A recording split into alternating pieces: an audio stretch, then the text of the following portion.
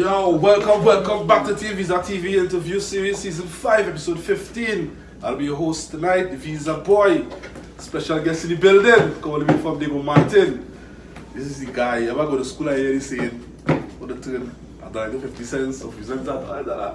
Chip Charlie. But tonight we're going to talk about financial literacy. Let's talk about the TeamViza TV interview series, season 5, episode 15. The guy, the call, Keeshon Vane.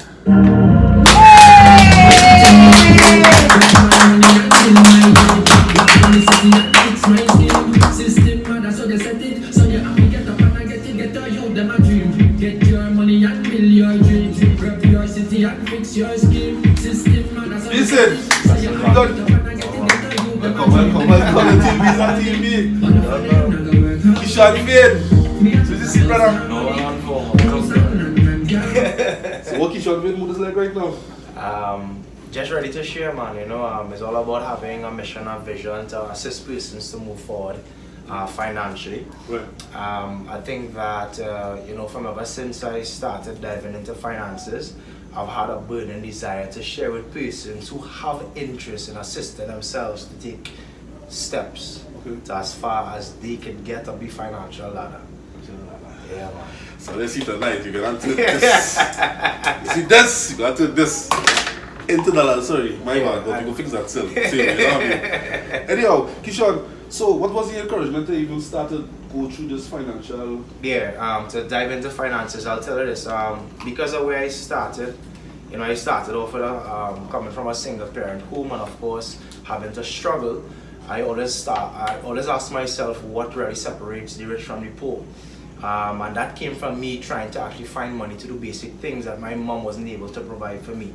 And because I had that journey in trying to find ways to earn money where my mom wasn't able to provide for me, I stumbled upon information, transformational information that changed my life. And you know, because that information was so transformational to me, is almost like a gift from God. You know, I was taught that anything that God gives to you, He's given you to get it through you. So God will ultimately give anything to you that He can get through you.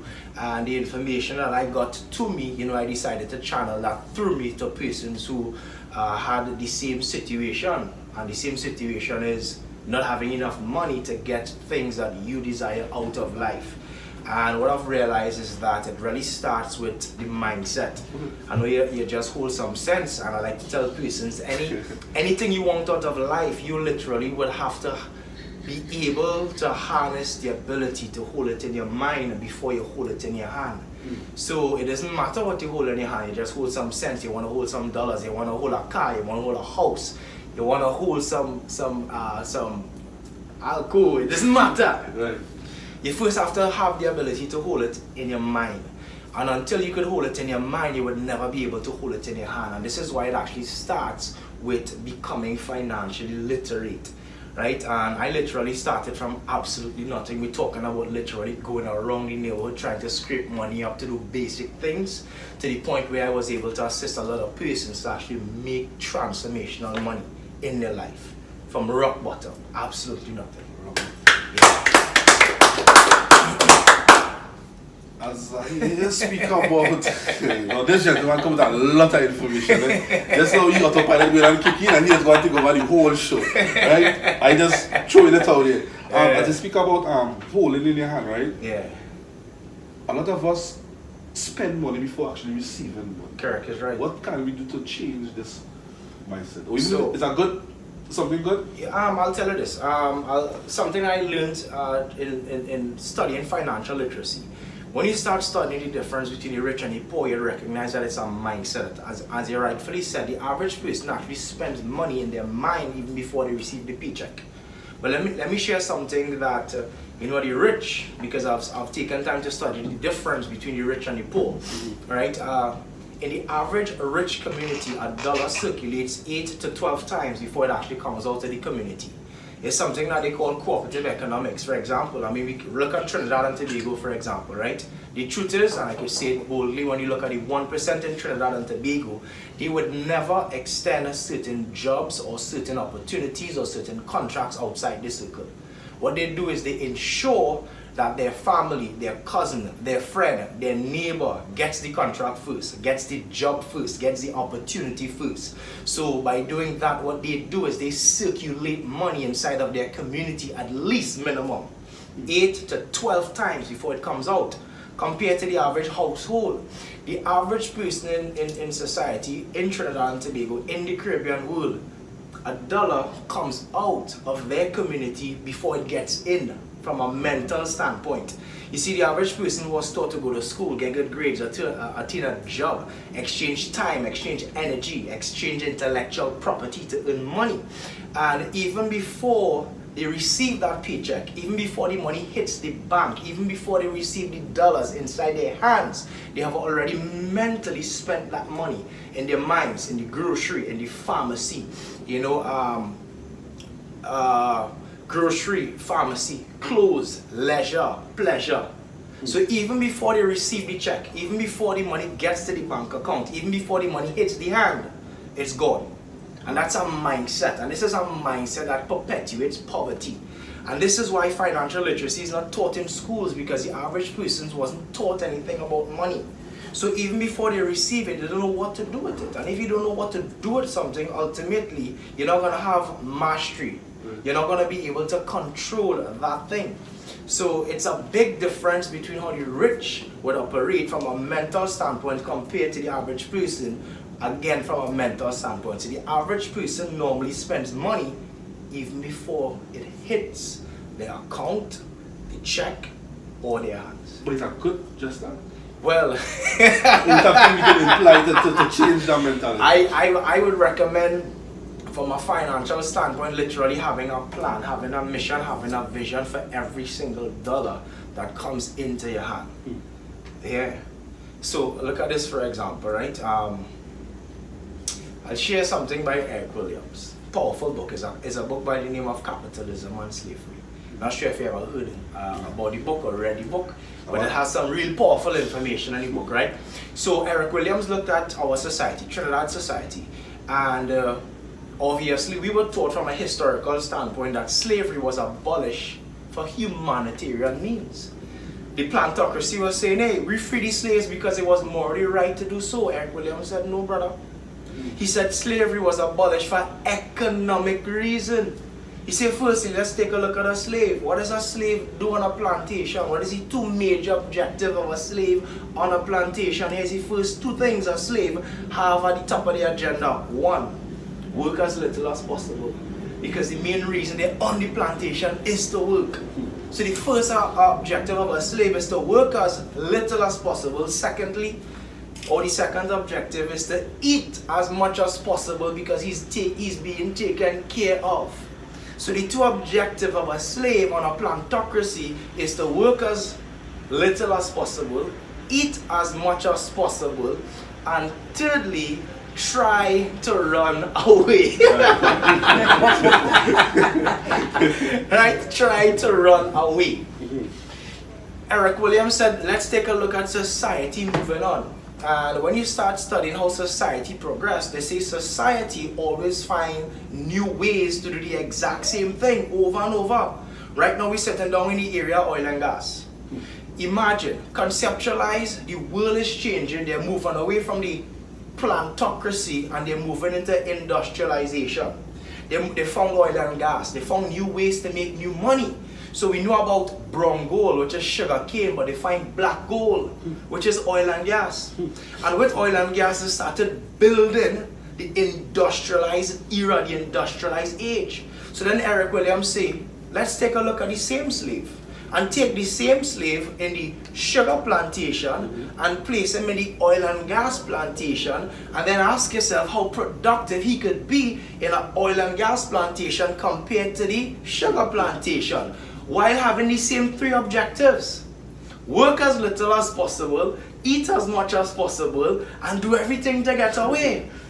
Now we very well know if you strike a bad match down in Petrochin, is the whole point gone. Think about it. If you health and safety is the highest thing on the objective in the industrialized era, in the industrialized age, health and safety. So they know if you have people that is reluctant to be on the plantation, They don't want to be on the plantation that can set a fire to the sugar cane. The same way they can set a fire to oil and gas, then everything can be disseminated or decimated. Right. So they say, free the slaves.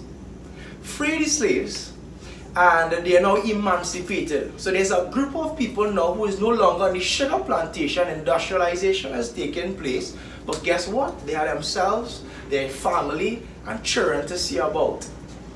How are they going to do it? How are they going to do it? They're now free. They're emancipated. So the exact group of people who was reluctant to go in the sugar plantation is now 100% willing to go back on the next plantation. And this next plantation is not the sugar plantation, but the oil and gas plantation, or the industrialized plantation. What is the big difference? The same group of people who were mentally reluctant is now willing to go back to work. So check for the planters. Because the major objective of a slave was to run away, was to get away. He doesn't want to get away again. He wants to go to the plantation to make some money, some dollars. But here's the thing. When you receive those dollars in exchange for hard days earning your 8 to 4, your 9 to 5, while willing to go to that plantation, what do you do with it? Well, when you collect, as we say in Trinidad, your dust. When you collect your dust, your objective is to get food. You need to get medication, you need to get clothing, and you need to get basic necessities additional to having leisures and pleasures. Here's the next question. Where do you buy your food? Who own the groceries? Who own the pharmacies? Who own the clothing stores? Who own the leisure and the pleasure parlors? Isn't it the exact set of people that freed us? So here it is, you have a group of people that's mentally willing to go to work in exchange for something that is nothing, because it's paper money.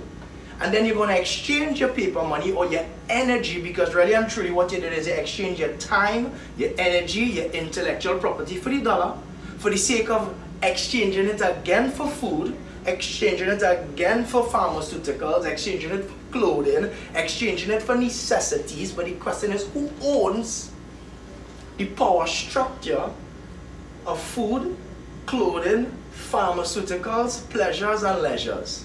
Same people that have you going to the plantation. So watch this cycle. And this is what Eric Williams is talking about in Capitalism and Slavery. Firstly, you get the same group of people to work who didn't want to work. They're now willing to work because they're emancipated. They're exchanging, they're all for something called nothing in the form of paper dollars. And then even when they receive the paper dollars, guess what they do? They give it back to the same people that had them enslaved in the first place. It's called the rat race. It's called the cycle. The cycle. It's the cycle of poverty. Stick up in it. Right? Stick up in it. But you get this story. I was sleeping one morning. Yeah. Like this, red 96.7. Right. And I woke up and you was on the radio, the Tamara Williams. Yeah. The volume was low, it was real low, the volume was 4. Yeah. But while hearing, I said, now there's something interesting. I get when I raise the volume. Yeah. I said, wait, I actually have somebody whose job is more dangerous than mine. You know, I'm going to reach out to this guy and ask him to come to TeamViza TV. Yeah, yeah. You consider this being dangerous, like giving knowledge, because you know after a while Definitely with the type of knowledge that we share on a day-to-day basis, you know, it comes with its levels. Right.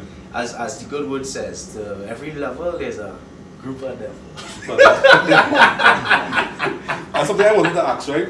Yeah. A lot of us go to work, get money, blow it away. Yeah. Right? What's the difference between generational wealth and sustainable? Okay. Well, I've never heard the question that way, but I can actually go into having sustainable and even generational wealth. Right? Before I even go there, I'll tell you this. When I started seeking information, there's a book I recommend to everybody up front, and you know, being on your station, I want to recommend it for every single person to take a listen to. It's a book by the by the name of Rich Dad Poor Dad by Robert Kiyosaki. That's the book that literally transformed my life.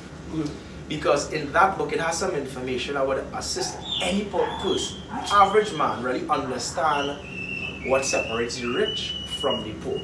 And in talking about wealth, generational wealth, even before you get to talking about wealth and generational wealth, we had to first start talking about making money, because that's where it starts. Wealth means preservation of money earned. And if you don't earn money, there's nothing to preserve in the first place. Right? So getting to wealth, let me start by telling you that when you start studying Robert Kiyosaki, he says that there's only 4 ways to make money in the world. Now I can tell you that school don't teach anything about money, and this is why on a day-to-day basis I educate people about the 4 different ways to earn money. Now, in understanding the 4 different ways to make money, you'll realize that 97% of the world was only taught 2 ways to make money. 97% of the world was taught a blueprint of financial failure. That blueprint is go to school, get good grades, attain a job, exchange time, energy, and intellectual property for money. 97% of the world do that. Now, this is what our parents teach us, and they generally teach us what they know to be the best. So obviously we would normally dive into the rabbit hole and ask a couple of questions about that method. So here's the thing. Even if you look at the most prestigious jobs, GOBs, in the financial world we call it just over broke. And the only reason we call it just over broke, yeah, we call it just over broke. The reason we call it just over broke is because we dive into the science behind how money is made. So for example, let's take a look at the most prestigious GOBs. Let's take a look at the most prestigious just over brokes. Lawyer, doctor, engineer, even prime minister. So let's dive in with questions. If a doctor does not tend to patients, will a doctor make money? The answer is no. If a lawyer doesn't represent a client, will the lawyer make money? The answer is no. If the prime minister doesn't do what they're supposed to do in 5 years, should the people keep them or remove them? So here it is. Every single dollar that is generated with that way of making money is tied to activity. It's tied to action. In the finance world, it's called active money or active dollars. Now here's the question. If your money is tied to action and your money is tied to your energy, how much action or energy you could extend on a day-to-day basis as a human being? A limited amount. Right. So if your money is tied to action and energy is limited, then it automatically means your money is limited just like you. Your money is automatically a mere mortal. So how much hours do we have a day? 24 hours. Doctor, lawyer, engineer, they would never be able to make more money than 24 hours. Lawyer, doctor, engineer, prime minister, president, they would never be able to make more money than the amount of energy they have on a day-to-day basis. But 97% of the world was taught to make money through exchanging limited resources. But let me tell you that the 3% of the world was taught something totally different. And it's not taught in schools. And it's not taught in schools, not by chance, but by choice. Not by chance, but by choice. 97% of the world was not taught anything about money. I wasn't taught anything about money. The good word says seek and you would find. I believe that findings are reserved for seekers. And the information that I've stumbled upon only came because I had a burning desire to know what, why, how, and when. My mom didn't hand it to me. My family didn't hand that to me. I seeked after the information. And what I found is that only 3% of the world, they operate entirely opposite and different to the average man. What they teach their children is to build systems. And in the financial world, system actually means saving yourself time, effort, energy, and money. System, that is what the acronym means. Saving yourself time, effort, energy, and money. Because in the 3% of the quadrant, the next side of how money is made, they don't work for money. What they do is they put money to work for them. And it's a big difference. So 97% of the world was taught to work for money, irrespective of the status quo. But then 3% of the world, they were taught to put money to work for them. Big example. I personally know persons who place money to work for them and they own a hospital but they don't have a doctorate. I personally know people who put money to work for them and they have some of the largest law firms in the country but they don't have a law degree. You see, the average man, if they want to make money from medicine, they think they need to be the doctor to make the money. That's not how the 3% of the world think. The 3% of the world thinks, hey listen, I need a system where I can hire a couple of doctors that think that they need to be doctors to make money. And they leverage the intellectual capital of the doctors. Right. They leverage the intellectual capital of the lawyers. Could you imagine there are people who don't have no degrees, drop out of school, just taking money, setting up establishments like clinics, setting up establishments like law firms, and then hiring the educated doctors, the educated lawyers to then work for them? Kiyosaki have a book called Why the A student works for the C student and the B student works for the government. It's online. He says society is structured in a way where the A student, the student that goes to school, gets the best grades, they have the highest level of intellect, they classify the most studious group of people, A-class students. They work for C-class students, people who dropped out, while B-class students work for the government. Example, we all know about Steve Jobs, Apple. C student, drop out. Bill Gates, C student, drop out. They're both billionaires. Next example, Richard Branson, C student, drop out, multi-billionaire. And their companies went on to hire the A students because Apple only want the best of the best of the best. Microsoft, they only want the best of the best of the best. Virgin Atlantic, they only want the best of the best of the best. But look at the people that started the company, people who dropped out of school. Knowledge for me. I just grab it and grab it. Because I always have to learn. Obvious? Right? I want to speak about black owned Right. communities. How important it is? Very to, important. Develop, Very important. Funny that you say that because I was actually once the youth arm leader of the Black Caucus movement in Trinidad. I don't know if you know about the Black Caucus. I see. I will learn. Yes, I'll tell you about it. It was actually created by, initiated by one of the first richest black Afrocentric person in the Caribbean, a guy by the name of William Monroe.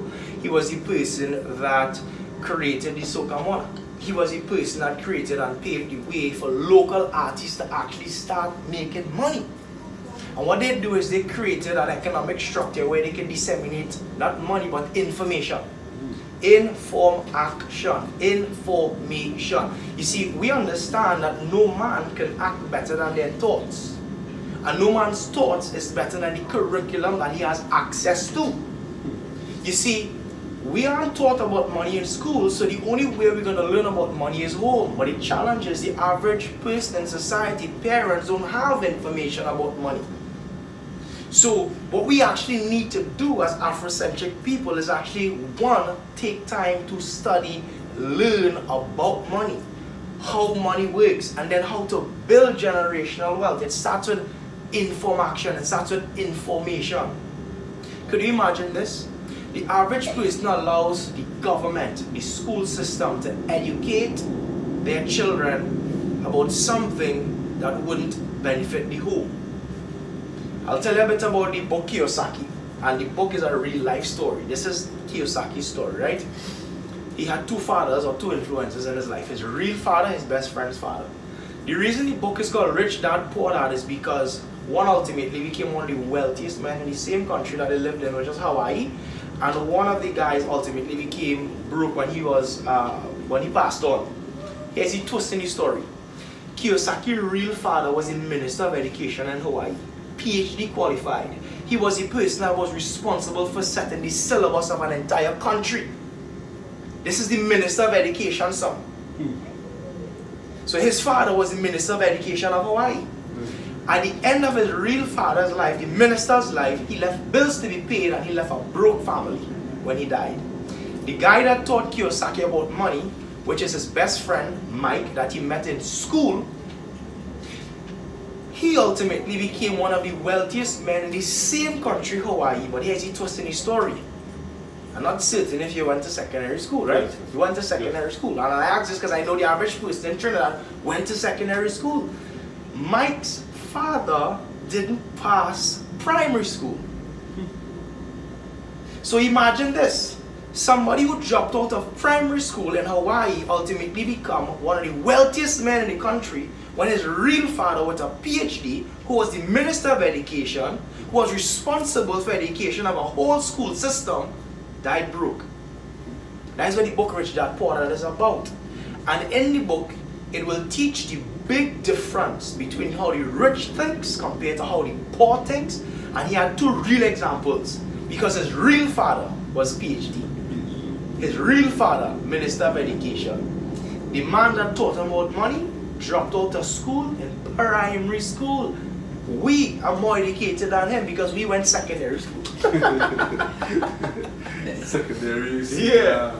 history. Correct. And listening to the interview on the next point, you speak about Networking or network marketing. Network.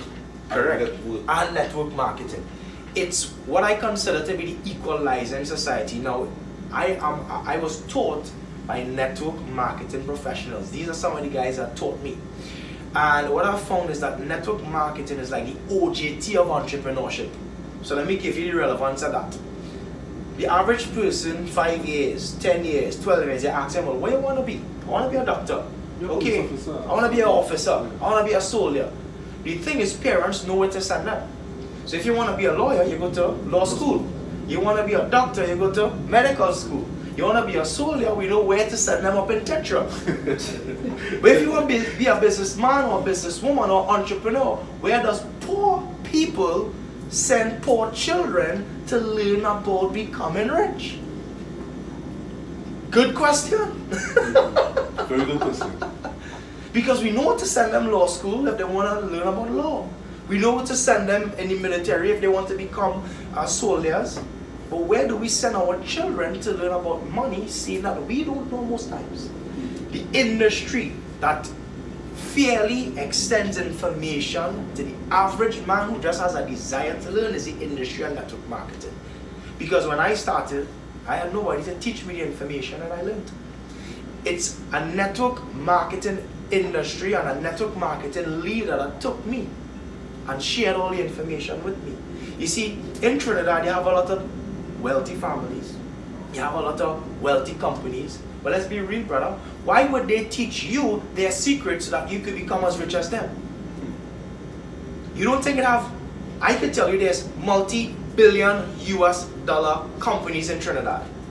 There are multi-million US dollar companies in Trinidad. Let's say the average man wants to learn their secrets to make as much money as them. Do you think the CEO, the manager, the supervisor is going to take their secrets and give it to a layman so that you could now compete and take bread, as they say, out of their mouth?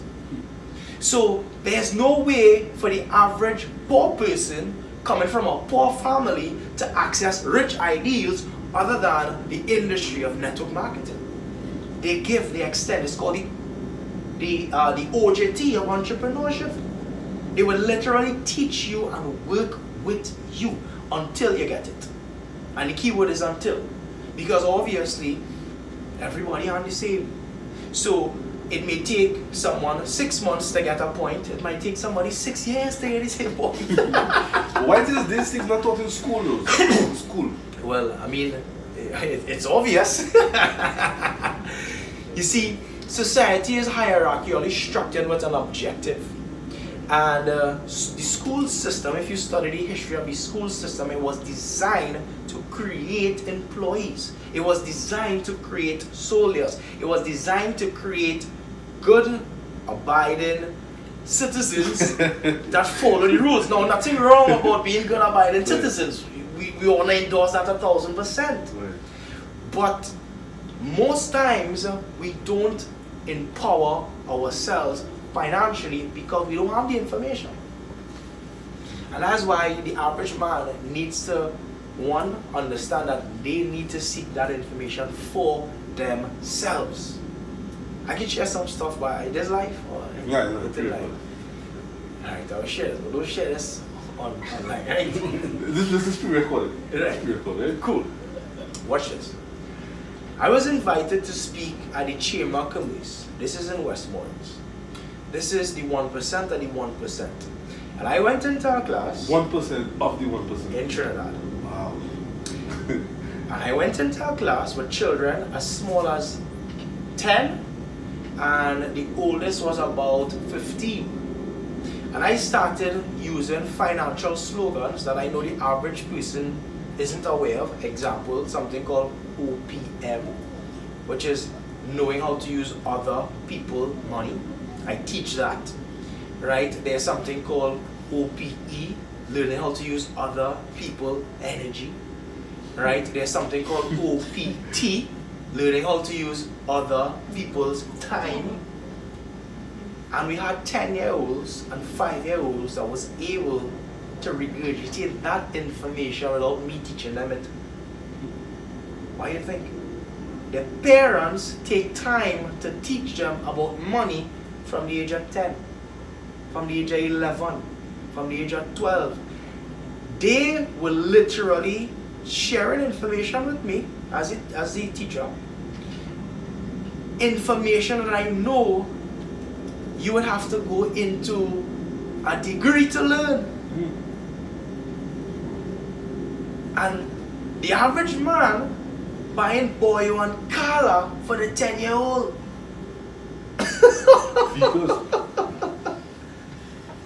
And it's a big difference when the rich teach their child and children from a very early age. And this is why when I speak, especially to people who are looking to do something with themselves, I say, listen, the government is not going to put a stick over your head and say, learn so that your family become rich. You have to put a stick over your own head and say, I am responsible for teaching my children. I am responsible for teaching me. I am responsible for teaching my community.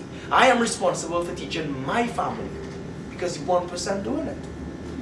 And they're doing it diligently every single day. I tell you, I was amazed teaching the class because I was speaking to 10-year-olds and 15-year-olds who had information like big men and big women about money. So it wasn't difficult at all? It wasn't difficult. Yeah. Your level of... Well, people say that, but if you was to ask my teachers about my level of education, I dropped out. But for you, what's your highest level of excellence, you believe? I've been to secondary school. I've done 1 year in tertiary education. I'll tell you a bit about my history. So I actually played professional football in my teens, and went to my mom and I wanted to pursue football. I still play football, it's one of my passions. And the reason I stopped football is the reason I got into law, and it's also the reason I came out of law. Guess what the reason was? Had a conversation with my mom and she said, hey, I don't have money to send you football and law school. So you need to choose one. She said, well, I think you'll make a better lawyer than a better footballer. And because at that time I didn't know, and I was my mom and I was taking practically her advice, I said, okay, I'll give law a shot. But going into law school, she practically used up everything that she had. So the reason I went into law is because she was of the opinion that the little resources that she had could have taken me there. But guess what? The reason I had to drop out of law is because she didn't have money to put. It's expensive. Yeah. Very expensive. So, in that process, I was introduced to the book called Rich Dad Poor Dad.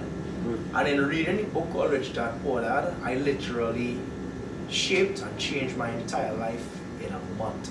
I'm a person, from then to now, I was never really considered a reader prior. But I started to read, literally read. I'm not reading school books, but reading curriculums around money. I can share something with you real powerful that shift my mind. It's called Think and Grow Rich, A Black Choice. One of the most powerful books I've ever read. Think and Grow Rich, A Black Choice.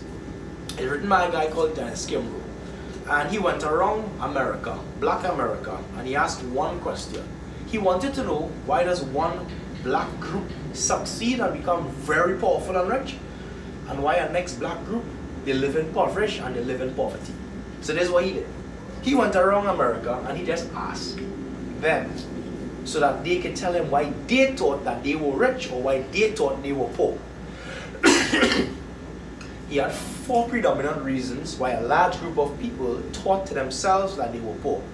First predominant reason, they said that they were so poor because they was always so poor, born and raised. Poverty was all they knew. And practically what they did is the exact same thing that they saw in the house. So they just kind of regurgitated the environment, they regurgitated the culture. So that was a predominant reason why a large group in America taught themselves to be poor. See, okay, Thomas? Next predominant reason why you so poor. Well, I'm so poor because I was never educated. I wasn't able to go up the scholastic ladder. I wasn't able to get good grades, get a job, and then earn good money. So that is the reason they thought they were poor. Next predominant reason. Well, why are you so poor? Well, I am so poor because of the color of my skin. In America, being a black person, we are actually given less opportunities than somebody that does not have the color of their skin. So a large group of people thought that they were poor because of the color of their skin. Next group of people say, I'm so poor because of the fact that I'm a single mother with all these children, and the decisions I had to make was to allow them to live a better life. And because I gave them everything, I became poor. Alright, cool. He said, thanks for your time. Then he went to the richest part of Black America. And this is going to blow your mind, because it blew my mind. He asked him, well, why are you so rich? He knows the 4 reasons that tell him he was rich. Reason 1, I am so rich because I was always so poor. Born and raised. I made a decision because I came from abject poverty. I am not going to consistently live in poverty, and my children would not live in poverty. What you have to realize is that the same reason for one group to say that it was poor is the same reason the next group said it was rich. Here's the next predominant reason. But why are you so rich? I am so rich because I wasn't educated. Here's what this group said. I had to study beyond the mind of the average educated man, because I realized that education was the way up the corporate ladder. But school has a cap in terms of what you could learn. So what they did, a group of black people, is they decided to study more than school would teach them.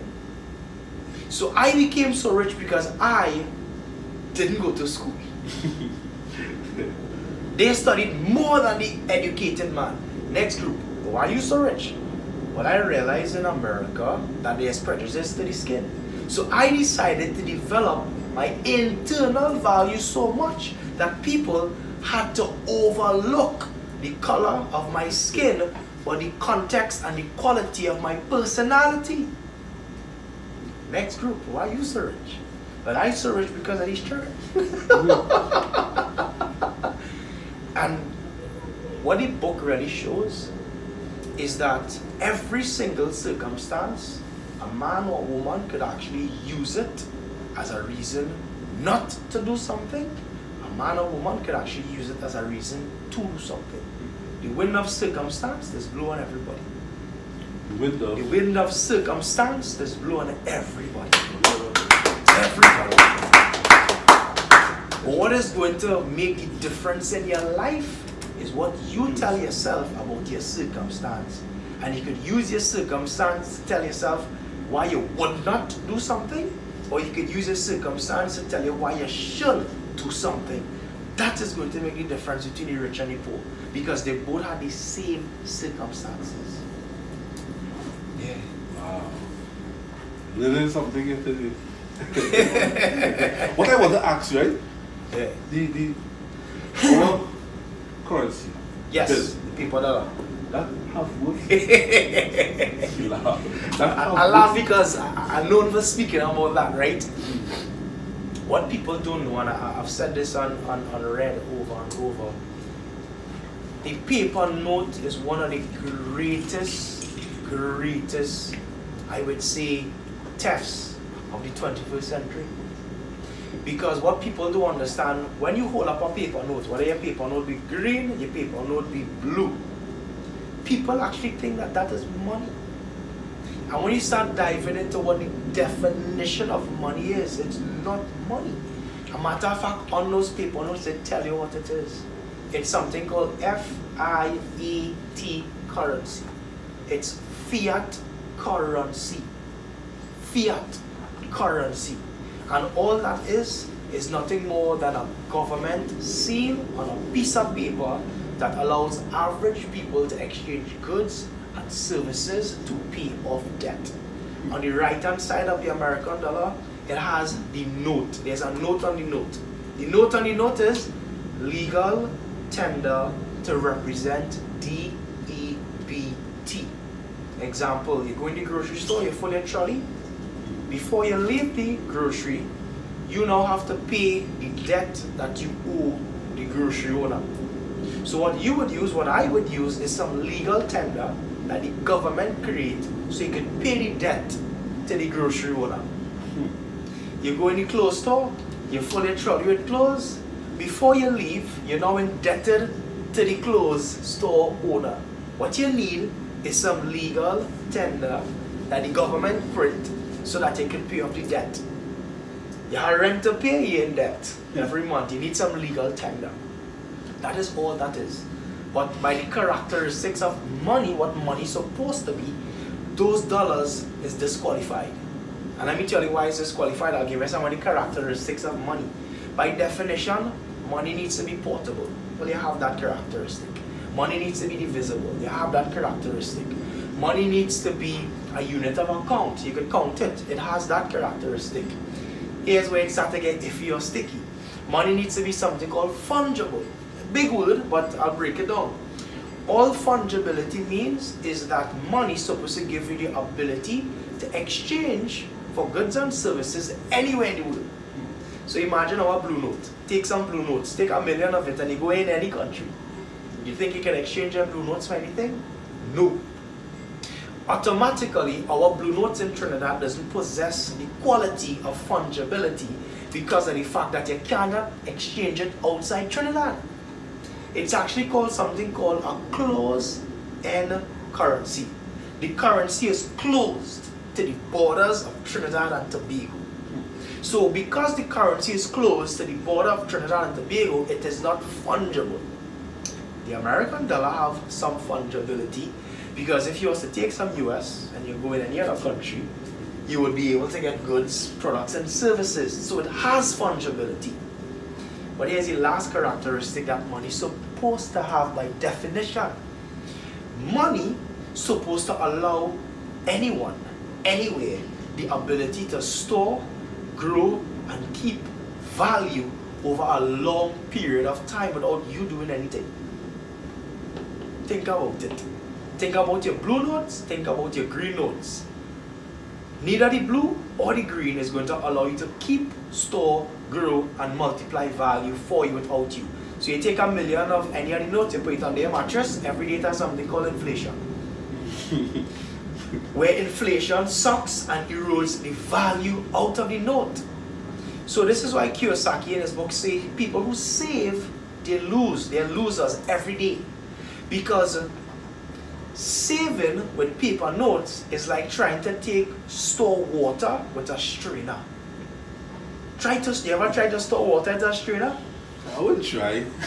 I wouldn't do it neither. But the average man who's saving with paper notes is literally taking water and trying to save it in a strainer. Because let's say you have $1 million on your mattress now. It can be blue, it can be green. Every single day, whether you like it or not. Whether you like it or not. The value inside of those dollars is going down. Inflation is going to suck and erode not the amount of paper you have, you know. Inflation is going to suck and erode the value inside the paper you have. You know, people say prices going up. Right. Prices actually don't go up. You know? And a lot of people don't know that. Prices don't go up. the value in the paper going down. Wow. So because the value in the paper going down, the people that selling the goods needs to get more for the exact same thing. So that is what inflation does. The value in the money goes down, so now you need to get more of the paper to get the exact same thing. I went to the grocery the other day, and my mom used to buy devil on this scale here. She buys some devil biscuit for me. I used to buy that for $2. What for it now? $10, boy! That is a mad scene! $10 for $2 biscuit. The biscuit didn't change. The ingredients is the same. Wherever they used to make it to it before, they're still making it to that. So people actually think the price going up. The price didn't go up. The value in the money that we use ain't gone down. So So stop now- complaining about the pumpkin recipe. Boy, I went to the market, I want to complain about pumpkin too, you know. So yeah. So that is why, by the definition of money, you cannot store and save or secure value in those notes because of the fact that inflation will suck and erode the value out of it. And that is why the rich, again, the rich display an entirely different ball game. Different game. Talk that talk. Yeah. So what they do is, yes, they use the paper notes, the green note, the blue note, any note. But the major reason they do it is so that they can acquire something called assets. Assets do the opposite of the paper note. While the paper note goes down, asset goes up. Long time the old people used to do the right thing. They used to take the notes and buy gold. What is happening to gold every single day? It's rising value.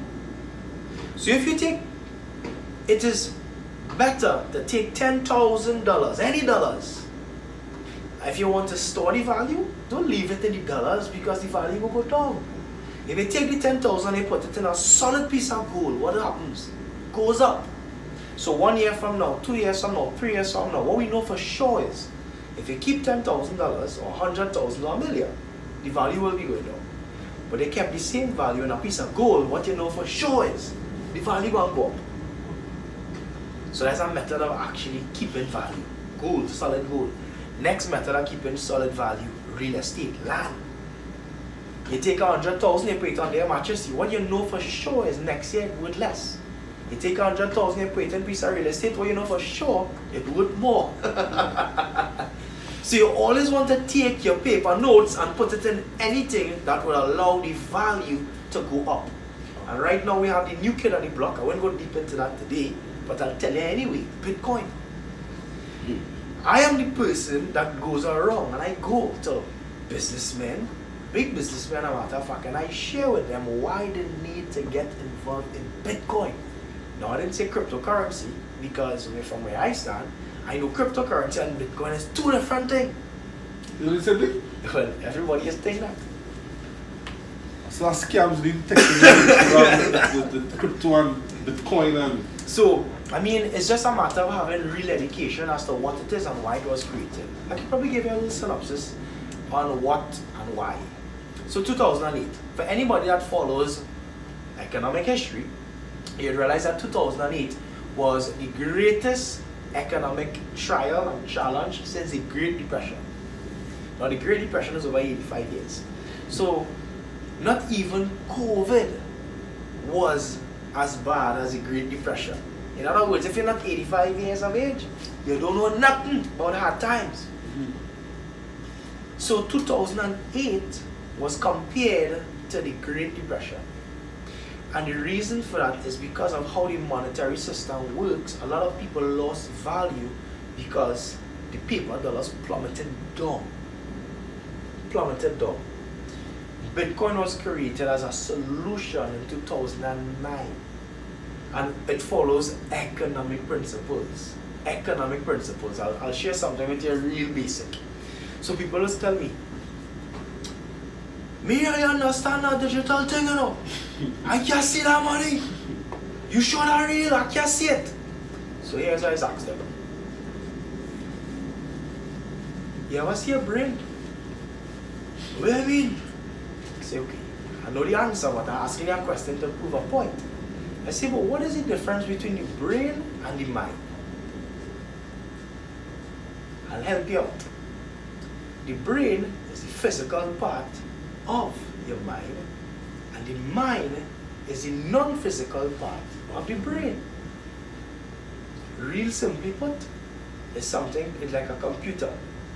Hardware, software. Right. The brain is hardware.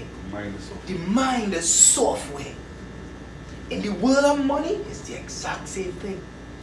The paper dollar, hardware. Bitcoin, software. Easy maths. I'll give you an example.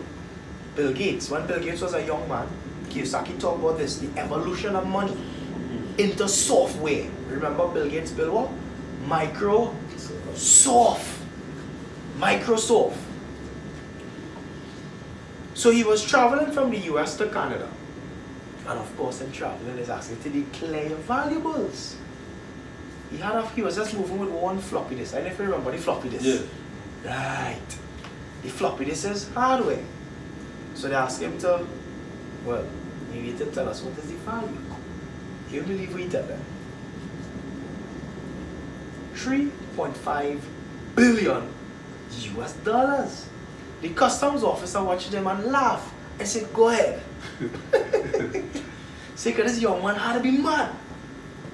What he had on the hardware is the software called Microsoft. Kiyosaki said that was the beginning of moving software as money. That's what Bitcoin is. I won't go too deep into it. But again, not the average person, again, they weren't taught basics in finance. It's very hard to conceptualize where Bitcoin fits or where software money fits. But they all follow the same principles. And the best analogy I come up with is understanding the difference between the brain and the mind. So here's what I ask people in the audience. How much people you have a brain? But here is the hand. I say, well, how effective is your brain without your mind? And then as you looking around to see what the answer. And then the next question is, how effective is your mind without a brain? You need both. So while you need the paper dollar, you need the green, you need the blue, you also need some software. Oh, yeah. No, I believe everybody inside here understands what is asset Yes. and what is liability. Liability, correct. Putting out your money towards assets and what is liability. Yeah. Can you break it down? Yeah, definitely. Simply put. Well, if you want to differentiate an asset and differentiate a liability, and it's not just with money, it's relationships and things. Yeah. The relationship first. You want the relationship? Yeah. Easy maths. An asset is anything or anyone that adds value to your life. So all you need to do is calculate, is this person adding or subtracting from my life? And if they're adding, asset. If they're subtracting, liability. Same thing in money. Same thing with everything you own. So I like to talk about the smartphone. Everybody have a smartphone. But I tell people, What you do with this man? what you're doing with your smartphone. Is your phone smarter than you? Because if your phone taking more money from your pocket than putting into your pocket, your phone's smarter than you. We pay close attention to this VC, Your phone supposed to allow you to make more money than the cost of it. So it might cost you, see, you have an Apple, it might cost you some thousands to get it. Then it might cost you some hundreds to maintain it. So let me say on average, the average person spend 10,000 to get the Apple, and they spend a 5,000 at the end of the year. It's 15,000. Question you need to ask yourself, is this phone going to make me more than 15,000 this year? And your phone has the capability to do that. Your phone have the capability to put more money in your pocket than you pay for it. But if your phone is not doing that, you're allowing your phone to be smarter than you. So we want people to understand that their phone is a tool. And your phone could be an asset or it could be a liability based on how you using it. You decide if it's an asset. You decide if it's a liability. That one there is an asset. Asset for sure. This one here? Asset. Asset. That's what we talk about. Usually why is I invite her to come home, right? Right. To be the farmer, that's what we talk about. What about the questions we want to ask? Yeah, sure. You know? Talk to me. The floor is yours. What's your question? I like to share, I like to give advice, really, right? Because my deceased mom, she used to be selling, Okay. and I used to be like assisting her, Right. and I enjoy doing that with my mom. Mm-hmm. You know, she's deceased now, but I learn a lot from her. I could still make certain things, and it will Like taste coloring. good. Yes. What I like about the way you speak, Yeah. you're breaking it down that people could understand. Alright? And the sky is the limit. And don't ever limit yourself. You understand? You have a lot of knowledge. And you have to be proud of yourself. I'm proud of you. And I'm happy that you take the opportunity to make it possible for us to learn from you tonight. And this is not only will be for tonight, we will share it. No, sir. Yes, we just connect the dots. You understand? And the team you come with, the group of people you come with, consider them as a team. Well, we TeamViza, so we're a team. Know. Right. So sometimes they say friends are scary and they don't bring you back. You bring your friends with you, you trust to bring them. Okay. Alright? And they are your friends. Trust what I'm saying. Not everybody will support you Correct. in your venture. And this what you're doing by giving people knowledge, it is nice. It's a blessing for you. Alright? And don't ever stop that blessing. Yes. You just continue. You just go for it. God will lead you through and He will decide your part. For sure. You might not have all the answers right away. Yeah, But God is in charge. And I just love your vibes, your energy. You know how to put it over. Well said, as they say, that people could understand. I appreciate you taking time off to make this possible. And I am learning too, just as TeamViza say, I am learning. You never told me to learn. So, on behalf of TeamViza, we applaud you. Thanks. We give you all the love. And you know, as I say, when I was praying before we start, we want traveling mercies for you. All you leave all your loved ones home. We want all you to go reach back home better than how all you came. Alright, so all the best in your job, what you choose to do. And big up to your mom. I see you're talking about your mom and your single parent. I am a single parent, so I know how we struggle real. Alright, so all the best to you, baby, and all of your followers. Love you guys. Where they get to the point? Get it here. Yeah. They talk about LLC. Right. Play with lotto, pick two. We go today.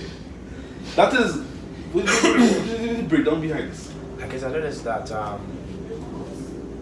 in Trinidad actually, Trinidad in itself in the Caribbean is one of the largest hubs for money making through the lotto. I know that for a fact. That's true. LLC. Yeah, Trinidad. But what is it? P-Mobile and these people and Flow and these people and because people don't really speak about these people, they just keep tossing them the carpet. And as a fact, sometimes you see you go buy $100 phone card, I show everybody experience that already. Buy $100 phone card, you tell your data going for like 5 seconds, and check the back and money disappear and go. Well, I mean, I don't know the ins and outs with how that work, but what I do know is that they monopolize the service sector in Trinidad. And Trinidad in itself has a lot of stringencies in terms of how companies operate and how they could operate. Because again, the powers that be, they govern and guide what and what can happen here. Yeah, conflict of interest. With regard to Financial, people know some Well, money. And everything that seems to be shadowed, camouflage. I'll tell you this. I honestly believe that people have choice. And to fully exercise your choice, you need to have knowledge. And as the good word says, people perish for lack of knowledge. What that really says to me is the fact that if you don't take time to seek, if you don't take time to learn, and you operate out of not having knowledge, in other words, you chose to be ignorant. Wow. And if you choose to be ignorant and you make ignorant decisions, you're gonna have ignorant rewards. So there's a lot of people that don't act, let's be honest, a lot of people are actually just looking for a quick fix to get money. And you have people who know that there are a lot of people who actually want something for nothing. That's what the lotto is based on. It's based on the psychology of earning something for nothing. In studying the principles of success, because I've studied the principles of success, is one of the things that you don't ever do. Society is plagued by the consciousness of seeking something in exchange for nothing. A group of people just happen to capitalize on the ignorance and the psychology of the average man wanting something for nothing, and that's what the lotto is. It's a small group of people capitalizing on the ignorance of a large group of people, but mostly having the psychology of wanting something for nothing. That goes into this question. Illegal money versus legal money. No, here is why, listen. I want to understand what I'm with this, right? Yeah. I personally know YouTubers who making money, way much more money than a job. For sure. For sure. Yeah. So it have hope in where you can make money the legal Definitely. way rather than the illegal way. So the great equalizer today is the internet.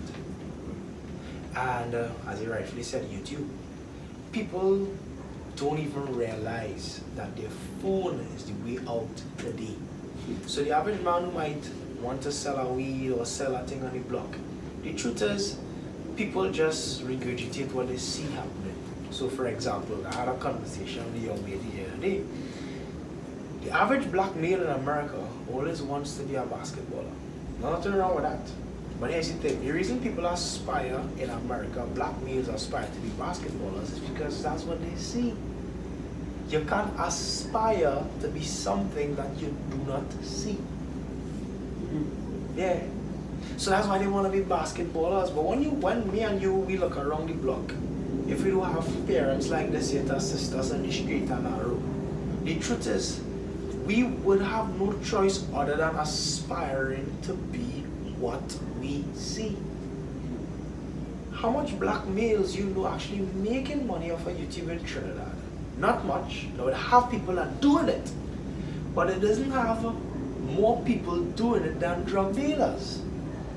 So this is why the average youth growing up and wanted to make money, he going and look around and he going and aspire to be what he sees the most. And what he sees the most when he look around is the man hustling, the man bustling, the man looking for a quick fix, the man looking for quick money, not realizing that he could actually make more money than the hustler on his phone, because I know you have a smartphone. So you can't aspire to be something that you do see. So for example, I would normally go in a session and ask someone, do you want to be an Exclusia Blast? If I was to ask you, what are you talking about? Next easier. An Exclusia Blast. What is wrong with me? Well, I just make that up.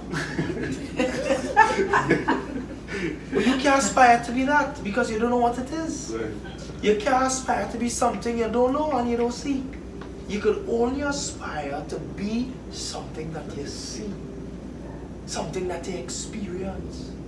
And that's why I have so many people seeking after and going after these things. And even again, from a biblical standpoint, it says you have to guard your five senses because they become it. What you see, what you hear, that is a gateway to creation. Association, sense, taste, touch, feel, experience. That's all we do, we recreate. So yeah.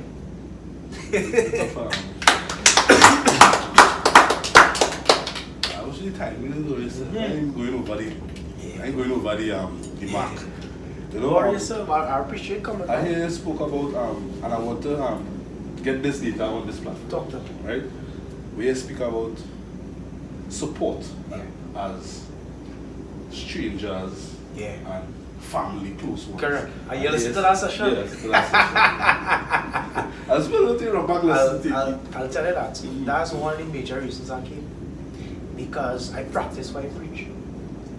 I don't say things I don't do. And I always tell my team members, my core members, no. A lot of people think that my success came from speaking. I speak probably 30% of the things I do. I do more than I speak. And I would never speak about something that I don't do. So I am of the opinion that every opportunity is going to come from a stranger that you don't know. So I never miss the opportunity to meet somebody I don't know. I came from Diego Martin because I don't know him. You have people who wouldn't come from Diego to somebody they don't know. As a matter of fact, they're not coming because of the fact that they don't know him. I came because I don't know him. Because I understand that every opportunity that is going to transform and change your life is going to come from a stranger. And I said it on radio and I'll say it again. If the people that you know, that you love and trust had the information, the opportunity to transform your life, they would have given you it already because they love you. Because they love you, they would have given you the opportunity. I want to repeat that one more time. Yeah. I want to pay attention to what he said here. If the people that you know, love, and trust had the opportunity, the things, and the environment to get you to the next level, they would have given you that already. In other words, the opportunity, the environment, the information that you need to get to the next level is going to come from a stranger. It has to come from a stranger. Strangers have everything that you need. Because again, if the people that you knew had it, because they love you, they would have given you it already. Catch that, I catch that. Sure, I catch that. Now, into small businesses like this. This I consider small business, right? Yeah. I want to speak about equity. Equity. Yeah. What aspect of it? No, like what's the meaning of equity? Why equity? I can tell you what my understanding of equity. Normally, when people mention equity, they normally compare it to equality. I don't know if you ever heard the comparative before. But in the entire Afrocentric struggle, you will always hear we're fighting for equality. And the reason I'm using this analogy is because it's going to give you my understanding of what equity really is. So we have been emancipated, we have been freed. But look around the block, right? We still work for the plantocracy as a group. We emancipated, we have equal rights. And they say we're supposed to have justice. That next rule. Right? But they don't teach us about money. Money is equity. Equity is stored value from a monetary standpoint that you can actually harness power. Equity is power. So we all have the right to vote. So we have the masses being able to have equality to vote, because there was once upon a time where we couldn't vote. So we fought for equality to vote. But look around, we was talking about the roads. We had the best pitch lake, right?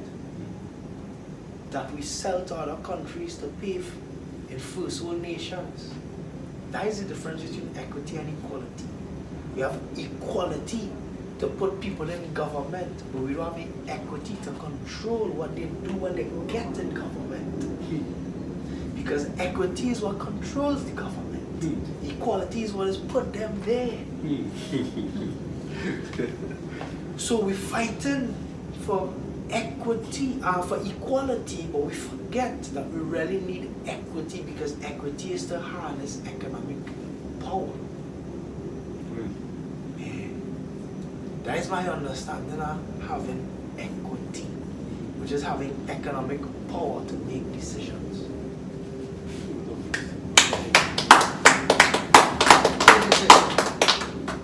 That's some of the things I want to ask you.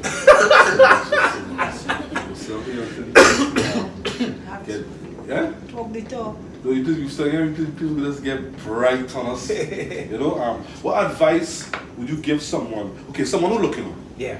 They hear speaking about financial stability, literacy, everything, right? Yeah.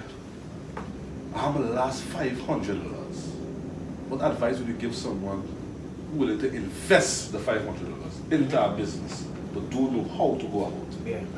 Your last $500, I would recommend books to I mean, like your last $500. Your last. It can be 500 if you even have borrow. Invest in books. $500. Because the greatest returns comes from intellectual capital. The greatest returns come from intellectual capital.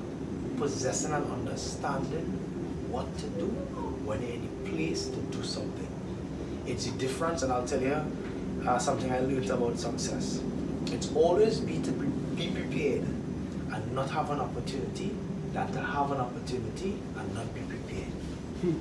There are many people, opportunities knock on the door today, and because they wasn't prepared, they can't even take advantage of it. So if you had your last $500 today, I would recommend purchasing specific books. Rich Dad Poor Dad, Think and Grow Rich, Richest Man in Babylon, Business of the 21st Century. And I am an honest believer that will pay the greatest dividends. Because what those books will do is will give you an understanding of how things work with money. And there is no scale to measure the decisions that you would be able to make money after. Yeah. Someone literate, go catch this. But someone who illiterate, Yeah. right? Last $500. They want about book to read. Fair enough. But they should do it still. To do what? Well, let me tell you this. Even if they buy the book, because of how technology is today, they could actually get an audiobook. And the truth is, $500 in the hands of somebody who literate is actually not even $500, is nothing. Unless you have an understanding of what to do with money, you would not ever be able to do anything with money. And literate, I actually believe every single person has a divine gift to the point where they can monetize whoever they are. And I'll tell you why I say that. Not sure if you ever heard about the story about Thomas Edison. I'll tell you about the story. So Thomas Edison today is noted as one of the most successful men out of America. He is recognized for the light bulb that we have today. When he was a young boy, he was literally labeled, what they call him, uneducatable. To the point where, in other words, he was dumb. The teachers call his mother and say, listen, you need to take this boy out of the school because he don't possess the ability to learn. Can't learn. The guy, in the book, it has a story where he used to be squatting on eggs. That is how illiterate that they looked at him. Yeah, like eggs. He would sit on eggs and try to make it hatch. And when his parents took him out of school, this is his mother. His mother read the letter that the teacher gave him, right? One of the most powerful stories I've ever heard. And she said, Mrs. Edison, we are writing to notify you that your son, Thomas, and this is her reading to her son, is too bright for school. And as a result of him being so intelligent, we would have to remove him from his school. She read that to him, right? When his mother passed away, he actually found the letter that the teacher sent to his mother. You know what actually happened in the letter? Mrs. Edison, your son doesn't possess the capability to learn, and he would never be able to learn.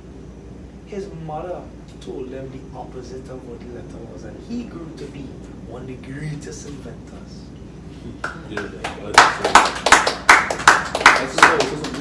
Yeah, it's in a book. I'll send it, Think and Grow Rich. So, even people that we classify illiterate, I don't believe there's any illiterate people. Because you have a gift, everybody has a gift, and you could monetize that. The reason why I say ask that question because you know in the outside how you get too old. I mean, people might even hear this interview and be like, wait, my last $500, why I got a book to read. There are times that now I take that money and go buy some weed and sell and and flip it and make fast money and so I was looking forward to teach youths and them that you have a way out. Have a way out. Besides going in negative, you know? And that's why they say if you want to hide anything from a black man, put it in a book. As being financial, right? Yeah. I use you. This is one of the most dangerous jobs that you have, right? Telling me, don't educating people on certain things because it's not a way. We gotta shut him down. That's how it's go. Because he making Tom, Dick and Harry aware of certain things. That's how it's go. At the end of the day, I feel called to do what I do. I have to do what I do, you know, and that's why I don't charge for what I do, and I share freely. Okay. Because freely was I given, freely I have to give. And I feel a desire to share this with as many people as possible that wants to learn so that they can actually have a better financial future. So I have to do it. What's what the advantages and disadvantages you face? Advantage and disadvantage I face with regard to like what I do here? Yeah. Because of the view that I've built for myself, and I've built a view, I've never seen anything from this disadvantage. You know, I program myself not to see disadvantages. I program myself to only have advantages. And the reason I know that is because I've studied the law of strength.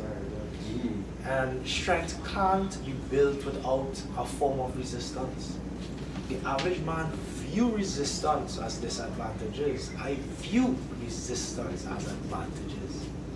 So it doesn't matter the circumstance that comes my way, it doesn't matter the difficulty, it doesn't matter the challenge, it doesn't matter the circumstance. My job is to ensure that I view that as an advantage because I know that no muscle could be built without the stimulus of a challenge, of a storm, of tribulation. What people don't understand is that your pulpit, as they say, comes from your pressure and your pains. And most people don't realize or recognize that their pressures, their pains, is what guides and governs pressure to form a diamond. Because diamonds could only be formed after pressure. So I've programmed myself to accept all perceived disadvantages as advantages. And I understand that all strengths come from pressures and pains. Yeah. What's next to the making Keeshon Vane? What's in the future? Carnival soon approach. really and truly, this year is just to educate persons as much as possible. Of course, I do my network marketing on a day-to-day basis. I assist persons to make money online. I assist people to understand Bitcoin. So it's just about that, you know, creating a synergy with as many people as possible and building a network, building a community, meeting strangers. What do you comment on? Come up on my side of the day, man. Any questions for Keeshon before we to close? Any questions? Everybody. Any questions for him before we close? Well said. Well said. Yeah. Keeshon, Knowledge is great. well, we always close off on a positive note. Yeah, man. It's the opportunity we'll give it to the camera. Right. And send that message. Well, 2023 is here, and I want to speak into your life and say you're going to have the best year of your life. For that to happen, you need to believe it, you need to accept it, and you need to walk as if it already happened. So walk like 2023 already happened to you. And what happened to you already? You already had the best year of your life. Remember, before you can hold it in your hand, you have to hold it in your head. So hold the best year of your life in your head, and as life progresses, you will hold it in your hand. Handle. We can find Keeshon Vane, Keeshon, Vane, V-A-N-E. You can find me on IG, TikTok, Facebook. Yeah. Keeshon, it's a pleasure. Blessings, man. Pleasure to be here. Pleasure to be here. You don't know, drink up, climb up, thing up. I really don't. Oh, we still moving. Right, so follow us on Instagram at TeamViza_TV. Latest update. Subscribe to the YouTube channel at TeamViza TV on YouTube to see the full episode. Season 5, episode 15, featuring Keeshon. You don't know. Blessings.